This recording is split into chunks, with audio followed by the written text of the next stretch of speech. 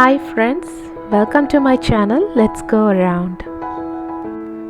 இன்னைக்கு நம்ம வீடியோல பீட்சா எப்படி செய்ய போறோம்ங்கறத பத்தி பார்க்க போறோம். வாங்க அதுக்கு முன்னாடி ஒரு ரிவ்யூ கேட்டுட்டு வந்துறலாம். குட்டிமா, பீட்சா எப்படி இருக்கு? நல்லா இருக்கு. அப்படியே ரொம்ப காரமா இருக்கா? சாஃப்ட்டா இருக்கா? சாஃப்ட்டா இருக்கா? நீ உண்மையை சொல்லு, சாஸ் சாப்பிட்றதுக்காக தானே பீட்சா கேட்குற? இல்லை, பீட்சா எனக்கு ரொம்ப பிடிக்கும். அப்படியா? Okay, thank you. இதுதான் நம்ம பீட்சா செய்கிறதுக்கான ஃபர்ஸ்ட் ஸ்டெப்பு. ஃபர்ஸ்ட் ஒரு பவுல் எடுத்துக்கோங்க. அடுத்தது அதில் 1/2 ஸ்பூன் ஈஸ்ட் ஆட் பண்ணியிருக்கேன். உங்ககிட்ட இல்லைன்னா தயிர் ஒரு 4 ஸ்பூன் ஆட் பண்ணிக்கோங்க. 1/2 ஸ்பூன் சீனி போட்டிருக்கேன். 2 பிஞ்ச் உப்பு போட்டுக்கோங்க. அவ்வளோதான். கொஞ்சம் வெதுப்பாக இருக்கிற மாதிரி பால் ஊற்றி நல்லா மிக்ஸ் பண்ணி க்ளோஸ் பண்ணி வச்சுக்கோங்க. 20 மினிட்ஸ் கழித்து பார்க்கும்போது மேலே கொஞ்சம் இப்படி ஃபார்ம் ஆகிருக்கும், கீழே மில்க் மட்டும் இருக்கும். இப்போது ஒரு பவுலில் 1 கப் மைதா மாவு எடுத்திருக்கேன். 1/2 ஸ்பூன் பேக்கிங் பவுடர் எடுத்திருக்கேன். 2 பிஞ்ச் பேக்கிங் சோடா போட்டுடுறேன். இது எல்லாத்தையும் நல்லா மிக்ஸ் பண்ணிக்கோங்க. இப்போ நம்ம எடுத்து வச்சுருக்கோம் இல்லையா, அந்த பால் ஈஸ்டெல்லாம் கலந்து வச்ச அந்த மிக்ஸ்சர், இதை வந்து கொஞ்சம் கொஞ்சமாக ஊற்றி நல்லா பிசைஞ்சு எடுத்துக்கோங்க. இந்த மிக்ஸ்சர் முடிஞ்சிருச்சுனாலும் ஒன்றும் பிரச்சனை இல்லை, கொஞ்சம் தண்ணி ஆட் பண்ணிக்கோங்க, தப்பே கிடையாது. நல்லா சாஃப்டாக பிசைஞ்சு எடுத்துக்கோங்க. ஒரு 5 மினிட்ஸ் நல்லா கைவிடாமல் பிசைங்க.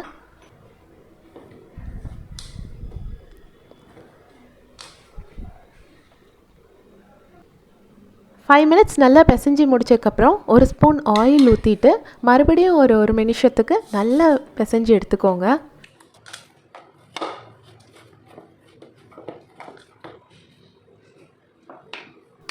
இன்னும் கொஞ்சம் ஆயில் எடுத்து நீங்கள் பிசைஞ்சிட்டு இருக்கிற பவுலை சுற்றி அப்ளை பண்ணி விட்டுருங்க.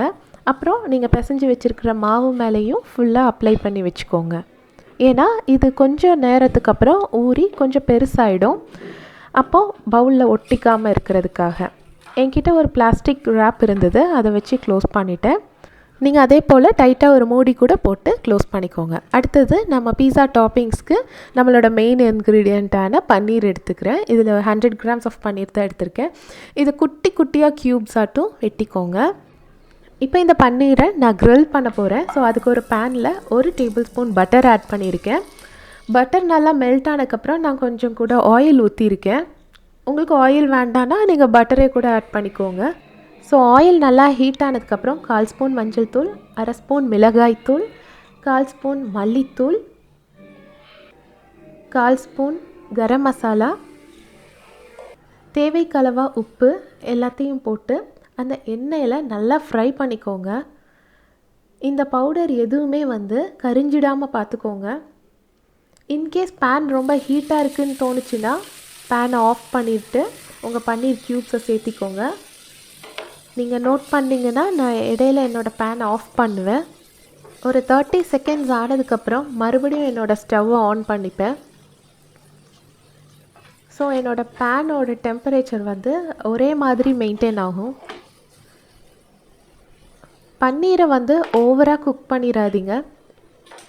இன்கேஸ் உங்கள் பன்னீரை நீங்கள் ஓவர் குக் பண்ணிட்டீங்க அப்படின்னா அது எல்லாமே கம் மாதிரி மாறிடும். ஸோ ஒரு 2 மினிட்ஸ் நீங்கள் ஃப்ரை பண்ணிங்கனாலே போதும். உங்கள் பன்னீர் க்யூப்ஸ் எல்லாமே நீங்கள் போட்டிருக்கிற மசாலாவில் நல்லா கோட்டாக இருக்கான்னு பார்த்துக்கோங்க. அவ்வளோதான், பன்னீரை நல்லா ஃப்ரை பண்ணி எடுத்தாச்சு. இப்போ நான் ஒரு சின்ன தக்காளியை பெருசாக கட் பண்ணி வச்சுருக்கேன். சின்ன சைஸில் இருக்கிற பல்லாரி ஒன்று எடுத்துகிட்டு அதையும் நல்லா பெருசாக கட் பண்ணி வச்சுருக்கேன். இப்போது நம்ம பன்னீர் ஃப்ரை பண்ண அதே பேனில் நான் கொஞ்சம் ஆயில் ஆட் பண்ணிக்கிறேன். ஆட் பண்ணிவிட்டு நம்ம கட் பண்ணி வச்ச ஆனியன் எல்லாத்தையும் போட்டு நல்லா ஃப்ரை பண்ணிக்கோங்க. ஒரு 1 மினிட் ஃப்ரை ஆனதுக்கப்புறம் போதும், நம்ம தக்காளி பழத்தை போட்டுடலாம். வெங்காயமும் தக்காளியும் ஓரளவுக்கு ஃப்ரை ஆனதுக்கப்புறம் உங்களுக்கு தேவையான அளவுக்கு உப்பும் மிளகாய்த்தூளும் போட்டு நல்லா ஃப்ரை பண்ணிக்கோங்க. அவ்வளோதான், உங்கள் ஸ்டவ் ஆஃப் பண்ணிடுங்க. இப்போ நம்ம பீஸாக்கு தேவையான டாப்பிங்ஸ் ரெடி ஆயிடுச்சு. அடுத்து நம்ம பிசைஞ்சு வச்சுருக்க மாவை எடுத்து பீட்சாக்கான பேஸை ரெடி பண்ணிடலாம். அதுக்கு உங்களோட ஒர்க்கிங் ஸ்பேஸ் ஏரியாவில் கொஞ்சம் ஆயில் அப்ளை பண்ணிவிட்டு நம்ம எடுத்து வச்சுருக்க மாவை நல்லா இதே போல் ஸ்ப்ரெட் பண்ணி எடுத்துக்கோங்க. அப்புறம் அதில் உங்கள் ஃபோர்க்குனால் குட்டி குட்டியாக ஹோல்ஸ் போட்டு வச்சுக்கோங்க.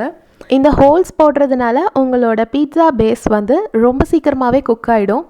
அடுத்தது அதை சுற்றி ஒரு பள்ளம் மாதிரி உங்களோட ஃபிங்கர் வச்சு ப்ரெஸ் பண்ணி விட்டுக்கோங்க.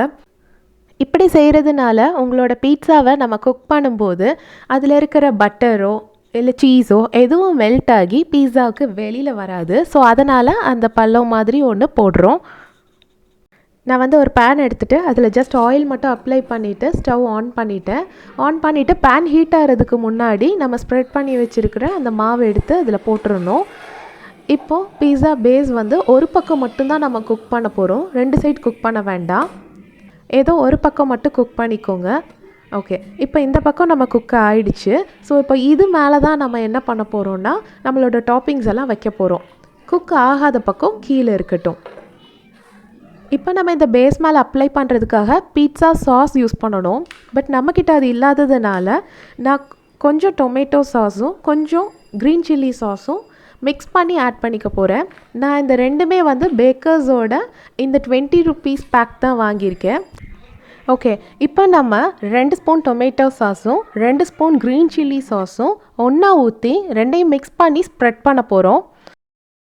இந்த சாஸை நம்ம நல்லா ஸ்ப்ரெட் பண்ணதுக்கப்புறம் உங்களுக்கு வேணும்னா நீங்கள் துருவி வச்சுருக்கிற மொசரெல்லா சீஸ் இருக்குது இல்லையா, அதை கூட மேலே ஸ்ப்ரெட் பண்ணிக்கோங்க. பட் நான் வந்து இப்போது நம்ம ஃப்ரை பண்ண வெங்காயம் தக்காளியை ஃபஸ்ட்டு அது மேலே ஸ்ப்ரெட் பண்ணிக்கிறேன். அடுத்தது நம்ம ஃப்ரை பண்ணி வச்சுருந்த பன்னீர் க்யூப்ஸ் இருக்குது இல்லையா, அதை வந்து ஃபஸ்ட்டு வெளியில் இருக்கிற சர்க்கிளில் ஃபஸ்ட்டு முடிச்சுட்டு அதுக்கப்புறமா உள்ளுக்குள்ளே ஃபுல்லாக ஃபில் பண்ண போகிறேன்.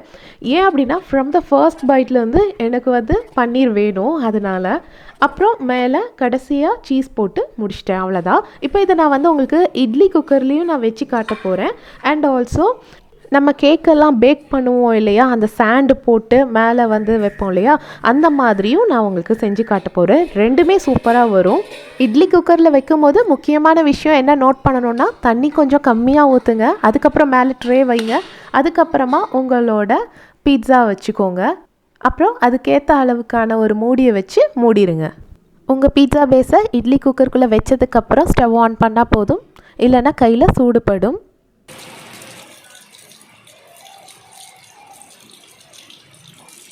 குட்டி, என்ன பண்ணிட்டு இருக்க? அப்படியா, எடுத்துடலாமா? டடா,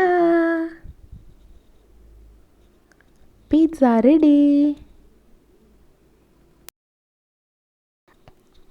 ஒவ்வொரு டிஷ்ஷும் செய்யும் போது ஒவ்வொரு இடத்துல கஷ்டப்படுறது உண்டு. ஸோ அப்படி நான் கஷ்டப்பட போகிற ஒரே பிளேஸ் இது தான். இந்த பீட்சாவை பொறுத்த வரைக்கும் ஒவ்வொரு தடவையும் எனக்கு இதே வேலை தான். எதெல்லாமோ வச்சு ட்ரை பண்ணி எடுக்கணும்னு பார்த்துட்டு கடைசியில் தோசை கரண்டியை வச்சு எடுக்க போகிறேன். அடியில் தண்ணி கம்மியாக தானே இருக்க போகுது அப்படின்னு சொல்லி லைட்டாக சரித்து அதை வந்து தோசை கரண்டியை வச்சு எடுக்கிறேன். ஒரு பக்கம் என் பையன் சீக்கிரமாக எடுங்க, சீக்கிரமாக கட் பண்ணுவோம், சீக்கிரமாக சாப்பிடுவோம், இதை சொல்லிக்கிட்டே இருந்தான். நான் குக்கர் ஓப்பன் பண்ணுறதுக்கு முன்னாடியே அவன் தட்டில் சாஸோடு வெயிட் பண்ணிகிட்டு இருந்தான். ஸோ ஏதோ தானோன்னு நாங்கள் பிஸாவை கட் பண்ணியிருக்கோம். நீங்கள் அழகாக கட் பண்ணிக்கோங்க. அடுத்தது இது வந்து நாங்கள் கேக் பேக் பண்ணுற மெத்தடில் பண்ணியிருக்கோம். இந்த டைமில் வந்து எனக்கு வந்து சாண்ட் இல்லை, அதனால் நான் சால்ட் யூஸ் பண்ணியிருக்கேன். அதே மாதிரி ஒரு பிளேட் வச்சுட்டு அது மேலே பீட்சா வச்சுருக்கேன். இதில் நான் சீஸ் போடலை. ஓகே, அவ்வளோதான். நான் அதை க்ளோஸ் பண்ணிவிட்டேன். சேம் அதே மாதிரி ஒரு 5 to 10 மினிட்ஸில் இது ரெடி ஆகிடும். அவ்வளோதான், பீட்சா ரெடி. எங்கள் வீட்டில் அடிக்கடி சாப்பிட்றது இந்த பன்னீர் பீட்சா தான். மஷ்ரூம் பீட்சா ட்ரை பண்ணேன், பட் அவ்வளோ நல்லா வரல பன்னீர் பீட்சா மாதிரி. ஸோ அடிக்கடி செய்கிறது உண்டு பன்னீர் பீட்சா. ஸோ மறக்காமல் நீங்களும் அதை உங்கள் வீட்டில் ட்ரை பண்ணி பாருங்கள். பயங்கர சாஃப்டாக இருந்தது. நீங்களும் ட்ரை பண்ணி பார்த்துட்டு உங்களோட கமெண்ட்டை எனக்கு மறக்காமல் கீழே போஸ்ட் பண்ணுங்கள். என்னோடய ரெசிபீஸ் எல்லாம் உங்களுக்கு பிடிச்சிருந்ததுன்னா மறக்காமல் என்னோடய சேனலுக்கு சப்ஸ்கிரைப் பண்ணுங்கள். என்னோடய வீடியோஸ்க்கு லைக் பண்ணுங்கள். உங்கள் ஃப்ரெண்ட்ஸோடு ஷேர் பண்ணுங்கள். தேங்க்ஸ் ஃபார் வாட்சிங்.